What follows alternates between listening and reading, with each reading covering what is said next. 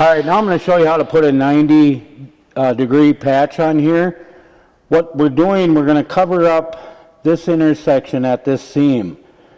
So we need a 5x5 on there. So we got some 5-inch form flashing. Easy way to get to 5-inch, just 45 that back. Go ahead and cut it off.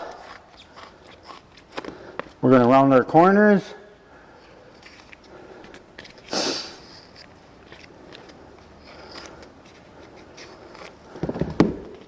And we're going to put it on. You want to put this about directly in center. You want about 2.5 inches over. So you set it right down at the 90 tight,